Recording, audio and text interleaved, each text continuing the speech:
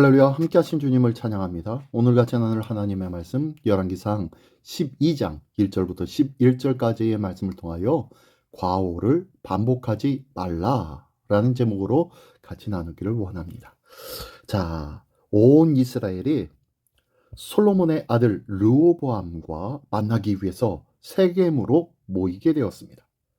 북쪽 지파들은 솔로몬의 실정을 거론하면서 개선을 요구하지만 왕에게 거절당하게 되는데요. 자, 그 내용을 한번 보시면서 그로 말미암아 남과 북이 분열되어지는 이런 안타까운 일이 발생되어지게 되는데, 자, 그 일들을 한 절 한 절씩 읽으며 나누기를 원합니다. 먼저 1절부터 5절까지의 말씀입니다. 르호보암이 세겜으로 갔으니 이는 온 이스라엘이 그를 왕으로 삼고자 하여 세겜에 이르렀습니다. 느밧의 아들 여로보암이 전에 솔로몬 왕의 얼굴을 피하여 애굽으로 도망하여 있었더니 이제 그 소문을 듣고 여전히 애굽에 있는 중에 무리가 사람을 보내 그를 불렀더라. 여로보암과 이스라엘의 온 회중이 와서 르호보암에게 말하 이르되 왕의 아버지가 우리의 멍에를 무겁게 하였으나 왕은 이제 왕의 아버지가 우리에게 시킨 고역과 매운 무거운 멍에를 가볍게 하소서. 그리하시면 우리가 왕을 섬기겠나이다. 르호보암이 대답하되 갔다가 3일 후에 다시 내게로 오라 하매 백성이 가니라. 네, 어떤 일이 일어난 겁니까?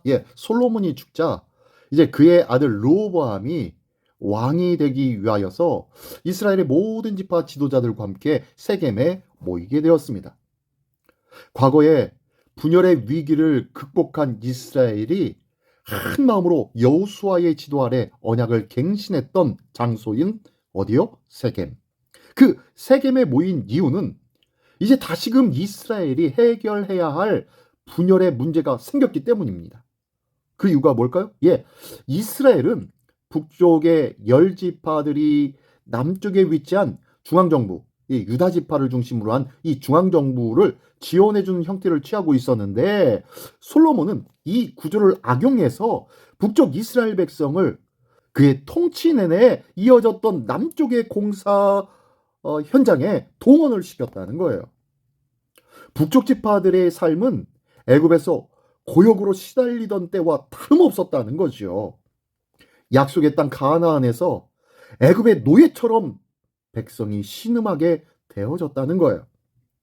북이스라엘 백성은 여로보암을 모세와 같은 대표자로 앞세워서 이 멍에를 벗게 해줄 것을 르호보암에게 요청하고 있는 거예요. 지금 이게 우리 공동체 내에서도 이런 일들이 자주 있게 되죠. 내가 유익을 얻는 동안 불가피하게 희생을 감수하고 있는 이들이 있지는 않은지 돌아보기를 원합니다.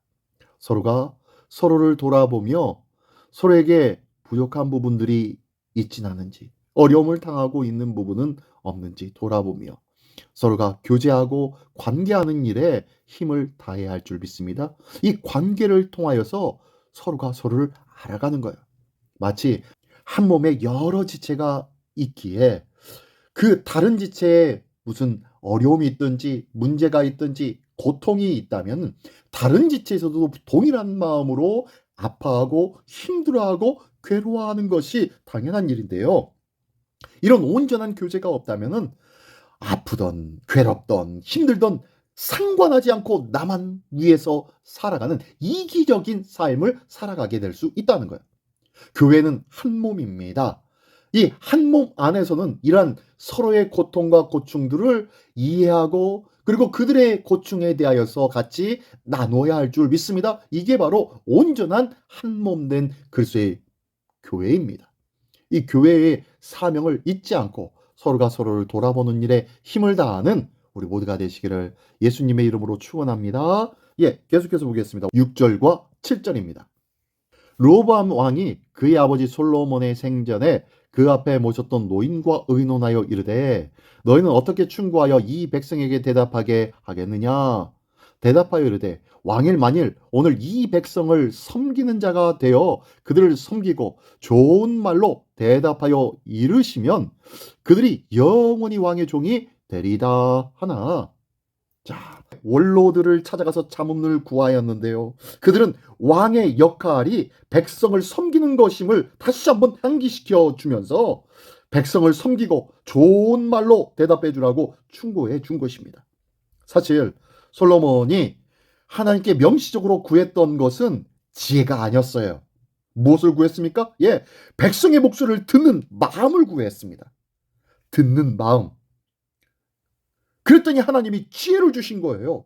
솔로몬이 이 마음을 상실해 버렸던 것 같습니다.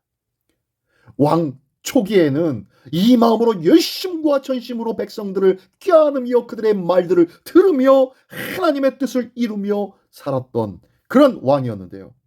말년에는 어떻게 했어요? 그들의 말을 듣지 않고 그들을 마치 노예처럼 고역의 삶을 살게 만들었다는 거예요.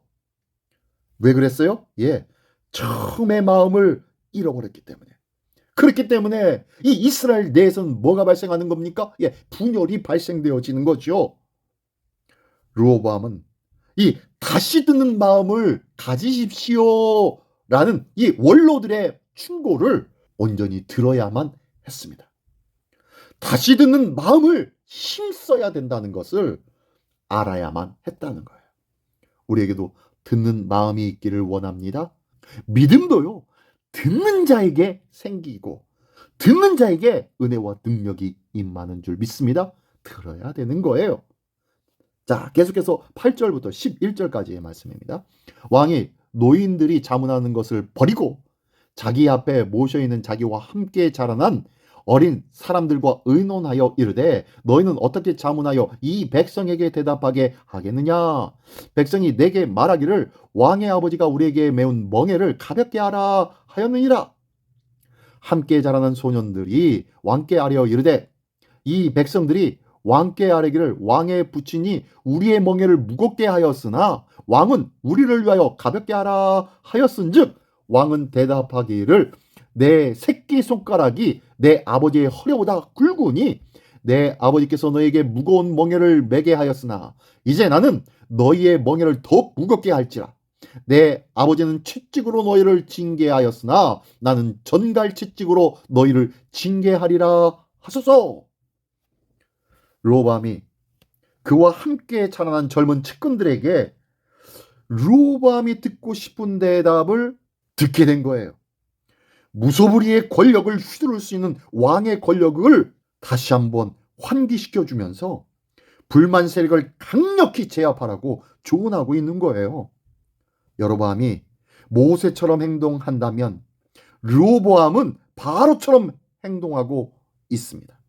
모세의 요구에 바로가 백성의 노역을 가증시킨 것처럼 여로보암의 요구에 르호보암은 백성의 멍에를 더욱 무겁게 하기로 결정하는 거예요.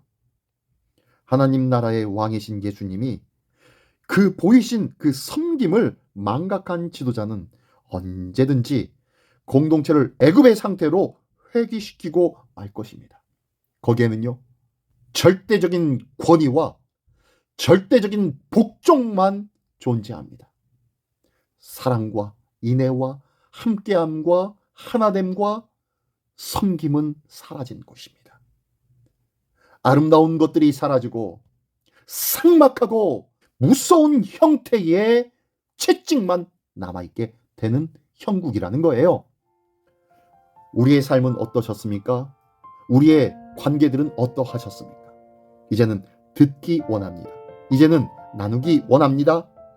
이제는 말하며 주장하는 것보다 들으며 이해하는 그런 관계로 더욱더 건실히 세워지는 우리의 관계들이 되어지기를 원합니다. 이 귀한 모습으로 더욱 복되고 아름답게 세워지는 우리 모두가 되시기를 예수님의 이름으로 축원합니다. 기도하겠습니다. 전능하신 주님 감사합니다. 무엇을 위하여서 공동체를 이루고 있는지 다시 한번 기억하게 하여 주시옵소서. 각자의 이익을 위해서 공동체가 형성된 것이 아니라 모두가 서로의 유익을 위하여 하나 되어지고 더욱더 강력해지는 이 공동체의 아름다운 관계를 다시 한번 기억하게 하여 주시옵소서. 오늘 하나님은 우리에게 주님의 몸된 교회를 구성하는 있는 각 지체인 우리에게 듣는 귀와 포용의 마음을 허락하여 주셨사오니 이 귀한 마음으로 하나 되고 더욱더 아름답게 세워지는 우리 믿음과 신앙의 공동체가 되어질 수 있도록 인도하여 주시옵소서. 오늘도 듣는 귀와 품는 마음이 풍성한 우리 모두가 될 줄 믿사오며 사랑하신 예수 그리스도의 이름으로 기도드리옵나이다. 아멘.